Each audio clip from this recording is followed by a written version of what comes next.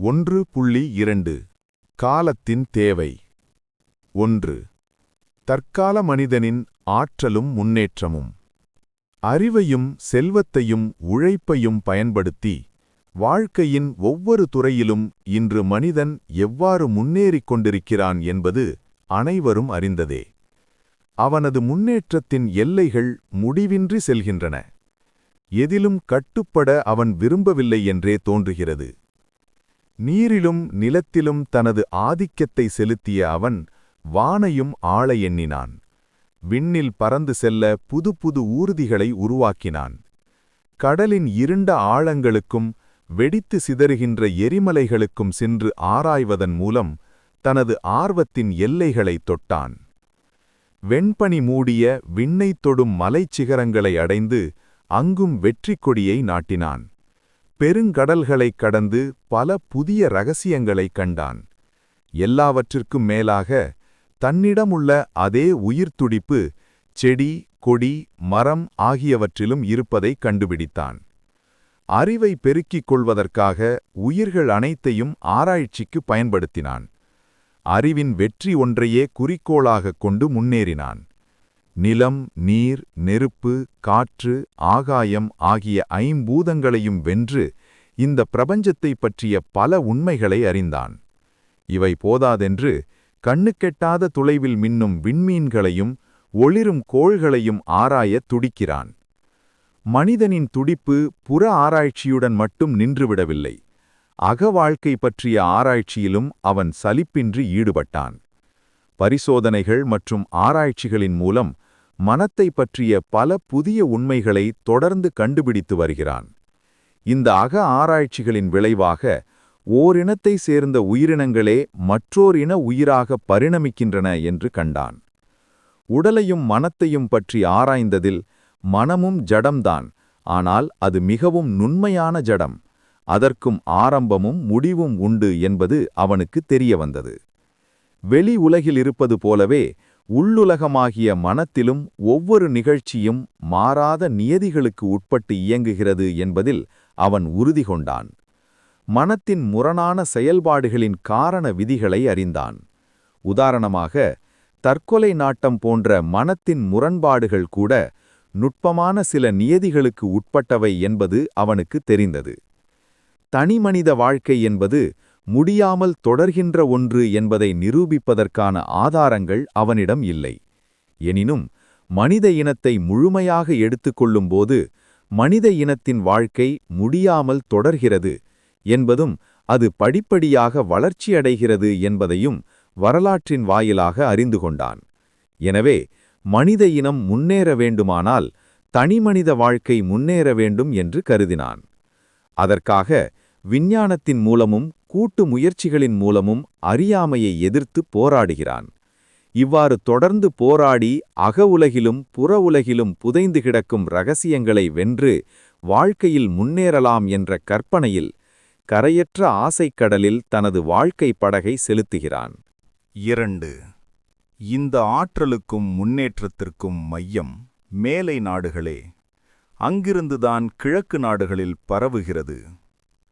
தேவைகளை பெருக்கிக் கொள்ளும் அடிப்படையில் அமைந்த இப்படிப்பட்ட உலகியல் வாழ்வு பொதுவாக மேலை நாடுகளில்தான் தோன்றியது.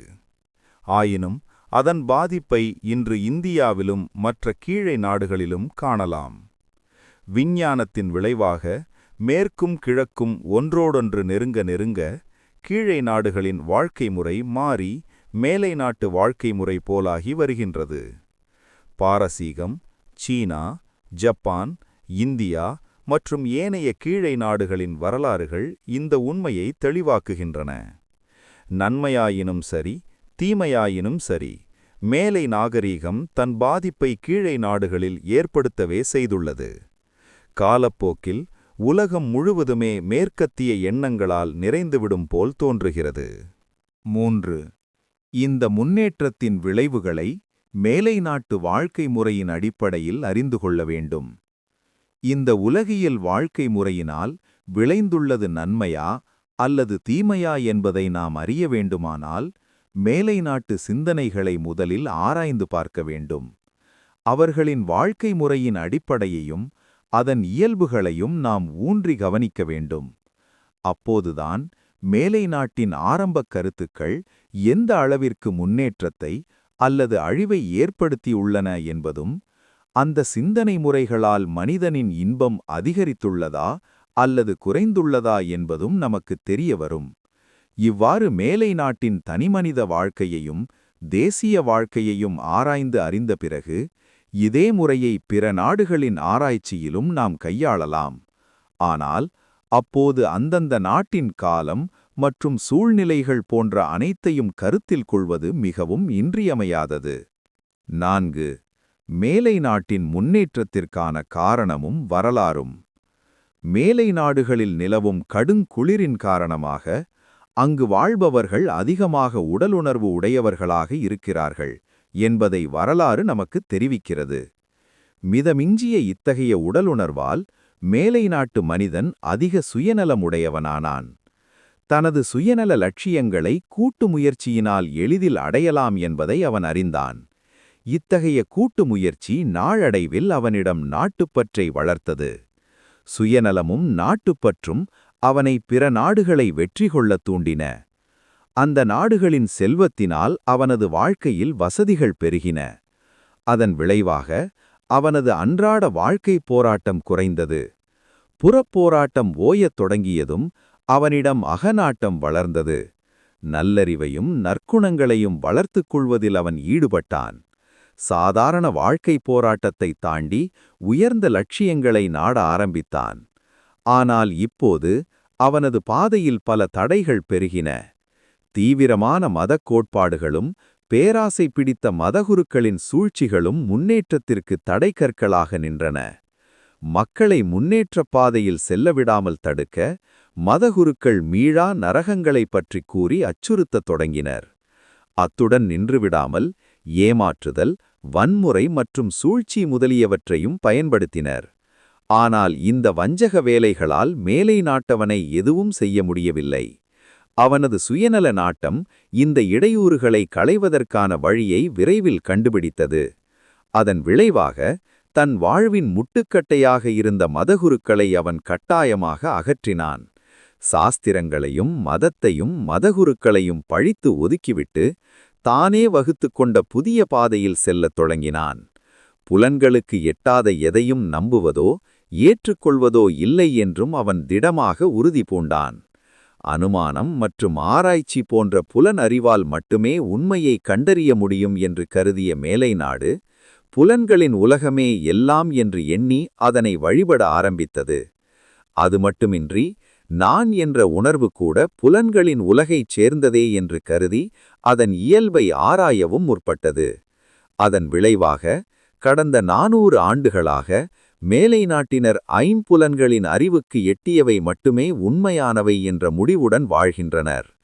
அதே வேளையில் பௌதீக விஞ்ஞானமானது பல குறைபாடுகள் நிறைந்த தன் குழந்தை பருவத்தை கடந்து ஆற்றல், நம்பிக்கை, உற்சாகம், மகிழ்ச்சி மற்றும் வீரம் ஆகிய கொண்ட வாலிபப் பருவத்தை எட்டியது. 5. மேலை நாட்டினரிடையே ஆன்ம ஞானத்தை பற்றிய அறியாமை, அதன் காரணம் மற்றும் விளைவுகள்.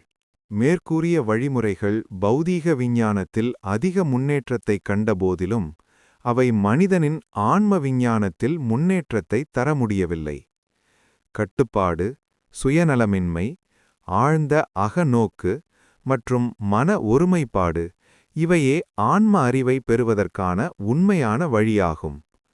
ஆன்ம அறிவை பெறுவதற்கு உதவக்கூடிய ஒரே கருவி அலைபாயாமல் ஒருமுகப்பட்ட மனம் மட்டுமே. புறப்பொருட்களில் நாட்டம் கொண்ட மேலை நாட்டினர் இந்த ஆன்மீக பாதையிலிருந்து விலகி தங்களை உடல் என்று மட்டுமே கருதுகின்ற உலகியலில் நாளுக்கு நாள் மூழ்கிவிட்டனர். இதனால் மேலை நாட்டினர் புலனின்பத்திற்கு அதிக முக்கியத்துவம் கொடுத்து அதை இயன்றவரை அனுபவிக்க எல்லா முயற்சிகளையும் மேற்கொள்கின்றனர். விஞ்ஞானத்தின் வாயிலாக கிடைத்த உலகியல் அறிவை உலக இன்பங்களுக்காகவே அவர்கள் பயன்படுத்துவதால் அவர்கள் மேலும் மேலும் சுயநலவாதிகளாகவும் ஆணவம் மிக்கவர்களாகவும் மாறினர். இதனால் பணத்தையே அடிப்படையாகக் கொண்டதும் ஜாதிகளால் பிரிக்கப்பட்டதுமான ஒரு சமுதாயம் உருவாகியது. இத்தகைய சமுதாயத்தில் நாம் காண்பது என்ன?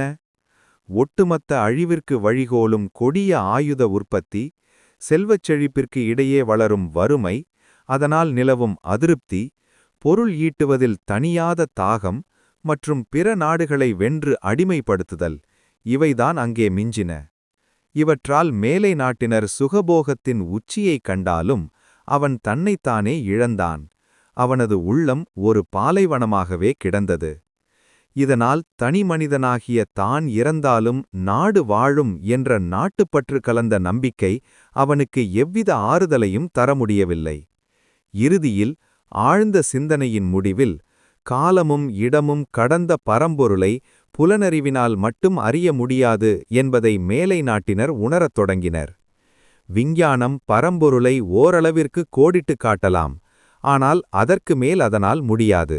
இன்று வரை எந்தக் கடவுளை நம்பியதால் ஆற்றலும் செல்வாக்கும் பெற்றானோ, எந்தக் கடவுளின் அருளால் செல்வமும் சிறப்பும் பெற்று மகிழ்ந்தானோ, அந்தக் கடவுளை அடைவது அவ்வளவு எளிதல்ல என்பதை இப்போது அவன் அறிகிறான். அவனது இதயம் துடிக்கிறது. தான் உய்ய வழியே இல்லையா என்று அவன் தவிக்கிறான். 6. மேலை நாடுகளைப் போன்று முன்னேற விரும்பினால் கீழை நாடுகள் புலனின்ப நாட்டத்தையும் சுயநலத்தையும் வளர்த்துக் கொள்ள வேண்டியிருக்கிறது. பொருளாசை, சுயநலம், நாத்திகம் ஆகியவற்றின் அடிப்படையில்தான் மேலை நாகரீகம் எழுந்தது என்பதற்கு சரித்திரமே சான்றாகும். தனி மனிதனாகட்டும் அல்லது ஒரு நாடாகட்டும், மேலை நாடு கண்ட முன்னேற்றத்தை நாடினால் தான் விரும்பினாலும் விரும்பாவிட்டாலும் இதே அடிப்படையில்தான் வாழ நேரிடும். இதற்கு எடுத்துக்காட்டு ஜப்பான் போன்ற சில கீழை நாடுகள். நாட்டுப்பற்று முதலான நற்குணங்களைப் பெற்றிருந்தும் அவை உலகியலின் அடிமையாகக் கிடப்பதை நாம் காண்கிறோம். மேலை நாட்டின் லட்சியங்களை பின்பற்றினால் விளைவு இந்த துரதிர்ஷ்ட நிலைதான். மேலை நாட்டின் தொடர்பினால் இந்தியாவில் ஏற்பட்டுள்ள நிலையை பார்க்கும்போது அது நமக்கு தெளிவாக விளங்குகிறது. 7. பாரதத்தின் பழமையான தேசிய வாழ்க்கை முறையின் அடிப்படை. மேலை நாட்டுடன் தொடர்பு கொள்வதற்கு முன்னால் பாரத நாட்டில் தனிப்பட்ட தேசிய வாழ்க்கை முறை என்று ஒன்று இருந்ததா என்று நீங்கள் கேட்கலாம். இருந்தது, கண்டிப்பாக இருந்தது. அது பற்றி எந்த ஒரு வரலாற்று நூலிலும் எழுதப்படாமல் இருந்திருக்கலாம். ஆனால் பாரதத்திற்கென பொதுவான வாழ்க்கை முறை ஒன்று இருந்தது என்பதில் எந்த சந்தேகமும் இல்லை.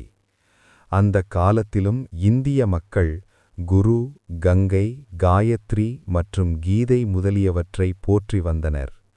பசு எல்லா இடங்களிலும் வழிபடப்பட்டு வந்தது. இராமாயணம், மகாபாரதம் மற்றும் பிற சாஸ்திரங்களிலுள்ள கருத்துக்கள் ஆண், பெண், குழந்தை என்று ஒவ்வொருவரின் வாழ்விற்கும் உணர்ச்சியூட்டி அவர்களை வழிநடத்தி வந்தன. வேத மொழியாகிய சமஸ்கிருதம் பண்டிதர்களின் பொது மொழியாக விளங்கியது. ஆன்மநேய ஒருமைப்பாட்டை வளர்க்கின்ற இத்தகைய கருத்துக்கள் இன்னும் எத்தனையோ இருந்தன. சமய கருத்துக்களும் ஆன்மீகமுமே இந்த ஒருமைப்பாட்டிற்கு உண்மையான அடித்தளமாக இருந்தன என்பதில் ஐயமில்லை. 8. மதத்தை அடிப்படையாகக் கொண்ட பாரத சமுதாயம். இந்திய வாழ்க்கையின் ஆதாரமாக இருப்பது மதம். அதுவே இந்தியாவின் கலாச்சாரத்தை உன்னதமாக்கியுள்ளது. புலனடக்கம் இந்த கலாச்சாரத்தின் அடிப்படையாகும். இந்த அடிப்படை நெறியே தனிமனிதனையும் நாட்டையும் வழிநடத்தி வந்துள்ளது.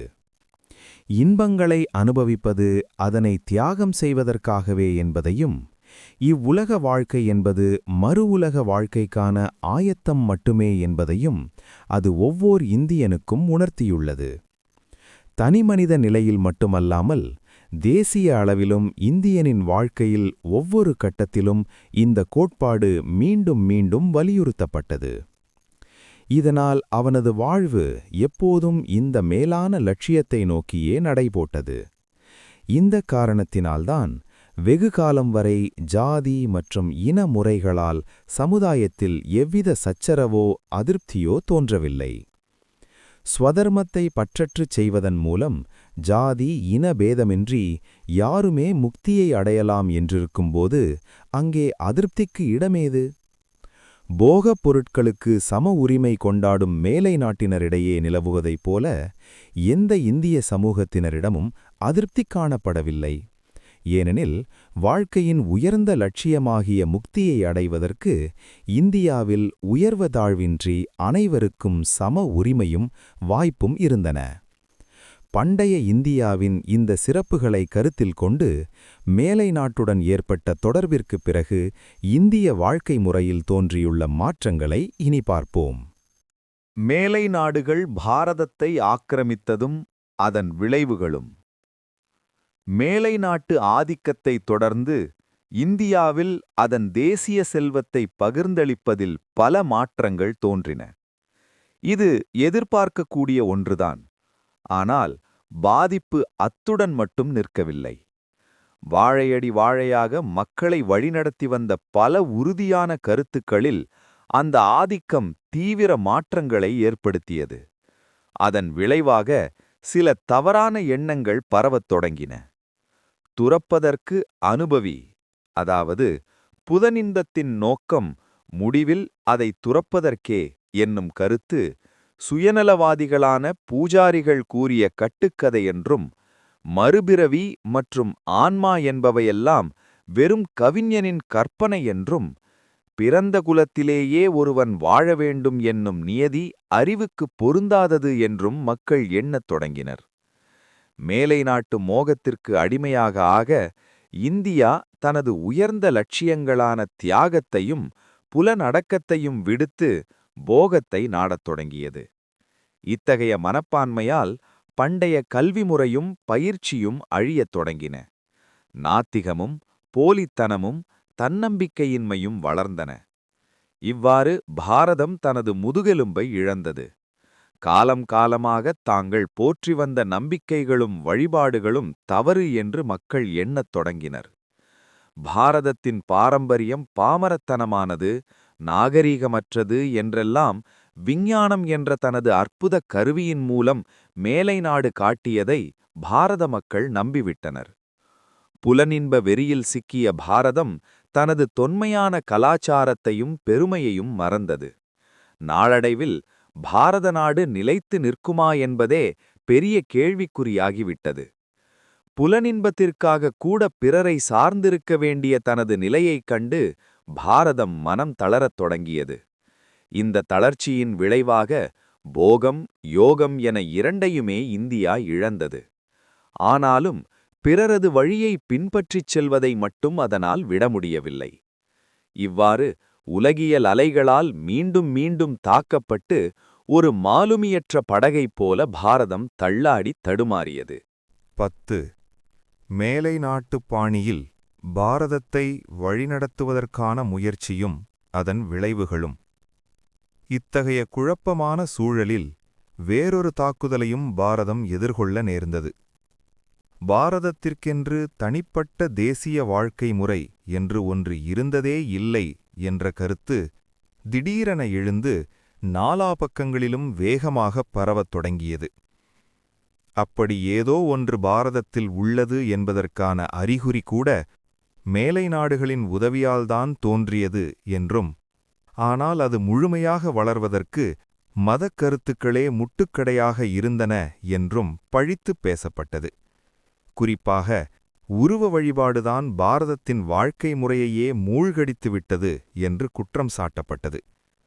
உருவ வழிபாட்டை உதறித்தள்ளு என்றும், அதை வேருடன் களைந்துவிடு, அப்போதுதான் இந்த நாட்டு மக்களுக்கு புது வாழ்வு வரும் என்றும் கூச்சல்கள் எழுந்தன. மேலை நாட்டின் ஒரே கடவுள் தத்துவம் இங்கு போதிக்கப்பட்டது. அரசியல், சமூகவியல், பெண் விடுதலை மற்றும் விதவை மறுமணம் போன்றவை குறித்து மேலை நாட்டு பாணியில் பொதுமேடைகளில் சொற்பொழிவுகள் நிகழ்த்தப்பட்டன. மக்கள் இவற்றை கேட்கும்படி வற்புறுத்தப்பட்டனர். இதனால் மக்களின் விரக்தியும் ஏமாற்றமும் குறைவதற்கு பதிலாக இன்னும் வேகமாக வளரத் தொடங்கின. புகைவண்டி, தந்தி போன்ற மேலை நாட்டு கண்டுபிடிப்புகள் எல்லாம் இந்தியாவில் நடைமுறைக்கு வந்தன. ஆனால் அவை எந்தவிதத்திலும் நிலைமையை சீராக்கவில்லை. ஏனெனில் இந்த கண்டுபிடிப்புகள் எவையும் இந்தியா அதுவரை உயிர்நாடியாகக் கொண்டிருந்த ஆன்மீக கருத்துக்களை பிரதிபலிக்கவில்லை. சரியான மருத்துவம் செய்யாமல் நோயை எப்படி தீர்க்க முடியும்? சமயத்தை உயிர்நாடியாகக் கொண்ட இந்தியாவை சமயத்தை சீர்திருத்தாமல் எப்படி உயிர்ப்பிக்க முடியும்? மேலை நாட்டு நாகரீகத்தின் பிரச்சாரத்தால் இந்தியாவிற்கு ஏற்பட்ட வீழ்ச்சி அதே மேலை நாட்டு நாத்தீகத்தால் நீங்குமா?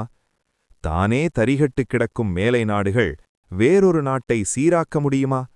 11. பாரதத்தின் தேசிய வாழ்க்கையைப் பற்றிய விவாதம், அதன் பண்புகளும் பலவீனங்களும். மேலை நாட்டினரின் வருகைக்கு முன்பு பாரதத்தின் வாழ்க்கை முறையில் எந்த குறையுமே இருக்கவில்லை என்று நாம் கூறிவிட முடியாது. ஆனால் குறைகள் இருந்தபோதும் இந்த நாடு விழித்திருந்தது. நாட்டில் ஆண்மையும் உத்வேகமும் நிறைந்திருந்தன. ஆதலால் குறைகளை நீக்குவதற்கான உள்நாட்டு முயற்சிகளும் தொடர்ந்து நடந்தன. ஆனால் அந்த முயற்சிகள் குன்றிய காரணத்தினால்தான் மேலை நாட்டு எண்ணங்களும் லட்சியங்களும் இங்கே பரவின. அந்த லட்சியங்களோ நோயை மட்டுமின்றி நோயாளியையும் சேர்த்து கொன்றுவிடும் நிலையில் இருந்தன. இதிலிருந்து மேலை நாட்டின் சமய வீழ்ச்சி இந்தியாவையும் எந்த அளவிற்கு பாதித்துள்ளது என்பதை தெளிவாக காணலாம். சமய வீழ்ச்சி இன்று உலகம் முழுவதும் பரவியுள்ளதைக் காணும்போது வியப்பு ஏற்படுகிறது. மக்கள் புலனின்ப நாட்டத்தில் மூழ்கியிருப்பதால் சமய உண்மைகளை கடவுளின் அருளால் நேரில் காண முடியும் என்னும் உயர்ந்த கருத்து இந்த புது யுகத்தில் மறைந்துவிட்டது. இன்ப நுகர்ச்சிக்கான வசதிகளை விஞ்ஞானம் விரிவுபடுத்தியிருந்தாலும் மனிதனுக்கு அமைதியை அளிக்க அது தவறிவிட்டது. அமைதி இழந்த இந்த நிலையிலுள்ள மனிதனுக்கு யார் உதவுவார்? யாருடைய இதயம் இந்த உலகத்தின் வேதனையையும் பதட்டத்தையும் கண்டு உருகி மனிதனை புலனின்பத்திலிருந்து மீட்கும்? அவனை இந்த யுகத்திற்கு ஏற்ற புதியதோர் ஆன்மீகப் பாதையில் யாரால் நடத்திச் செல்ல முடியும்? மேலை நாடுகளிலும் கீழை நாடுகளிலும் அழிவு பாதையில் சென்று கொண்டிருக்கும் மக்களை மீண்டும் அமைதிப் பாதையில் செல்லும்படி யார் போதிப்பார்? தர்மம் குலைந்து அதர்மம் தலைதூக்கும் போதெல்லாம் என் மாயையின் சக்தியினால் மனிதப் பிறவி எடுத்து மக்கள் அமைதி பெற உதவுவேன் என்று பகவத்கீதையில் பகவான் கிருஷ்ணர் வாக்குறுதி அளித்துள்ளார். மனிதக் குலத்தின் இப்போதைய அவலநிலை அவரது கருணையை தூண்டாதா? அவர் மனிதப் பிறவி எடுத்து வந்து உலகை சீர்திருத்த வேண்டிய தருணம் இதுவல்லவா? 13. சமயம் நலிவுறுதலை தடுப்பதற்காகவே இறைவன் அவதரிக்கிறார். வாசகர்களே, காலத்தின் அந்தத் தேவை இப்போது நிறைவு பெற்றுள்ளது. இறைவன் மீண்டும் உலகத்தின் குருவாக, ஜகத்குருவாக அவதரித்துள்ளார். அவரது கருணை கூர்ந்த அருளுரையை நம்பிக்கையுடன் கேளுங்கள். எத்தனை மதங்களோ அத்தனை வழிகள். தூய மனத்துடன் எந்த ஆன்மீக சாதனையை செய்தாலும் நீ கடவுளை அடையலாம். மனிதனுடைய இதயத்தில் பரம்பொருள் தத்துவத்தை திரும்பவும் உணர்த்துவதற்காக அவர் புரிந்த அசாதாரணமான சாதனைகளையும் அவரது ஈடற்ற துறவையும் எண்ணிப் பார்த்து அவரது பெருமையில் நாம் மூழ்குவோம்.